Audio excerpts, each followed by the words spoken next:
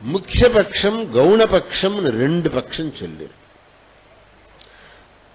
1008 காயத்ரி ஜபம் பண்ணுங்கிறது முக்கியபக்ஷம். அது அந்த காலத்தில் பண்ணிட்டு இருந்த, திரிகாலங்களிலையும் பண்ணிட்டு இருந்தா அவளுக்கு அப்படி டைம் கிடைச்சுட்டு இருந்தது. நீங்க சொல்றீங்க எனக்கு அவ்வளவு டைம் கிடைக்கிறது இல்லைன்னு சொல்லி, பரவாயில்லை, கவுனபக்ஷமாக 108 காயத்ரி பண்ணுங்கோடு.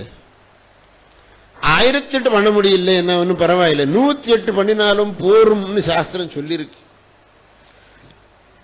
அதுவும் பண்ண முடியல எனக்கு 32வது பண்ணுங்கோள்னு சொல்லிருக்கு. நீங்க என்ன சொல்றீங்க, சந்தியாவனத்தை விடறதுக்கு ஏதாவது வழி உண்டான்னு கேட்கிறேன். அதுக்கு மட்டும் வழி கிடையாது, அது தீர்மானமா சொல்றேன். உனக்கு உபநயனமாயி விதிவத்தா உனக்கு பிரம்மோபதேசம் ஆனதுக்கு அப்புறம் நீ கடைசி முடிய சந்தியாவந்தனத்தை செய்யத்தான் வேணும். அதை யாரும் கூட எனக்கு சந்தியாவந்தனம் நான் செய்ய முடியாது, நான் செய்ய மாட்டேன் அப்படின்னு சொல்லப்படாது. அப்படி சொன்னா அது ரொம்ப தவறாயிடும். அது சமயம் ஜாஸ்தி கிடைக்கல, எங்க இருக்கிற சமயத்தில் எவ்வளவுக்கு முடியுமோ அவ்வளவு செய்யலாம்.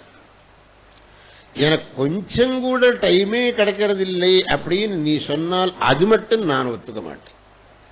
உங்களுக்கு டிவி பார்க்கறதுக்கு டைம் கிடைக்கிறது, பேப்பர் படிக்கிறதுக்கு டைம் கிடைக்கிறது, வம்படிக்கிறதுக்கு டைம் கிடைக்கிறது, சந்தியாவனத்துக்கு மட்டும் டைம் கிடைக்கிறது இல்லை.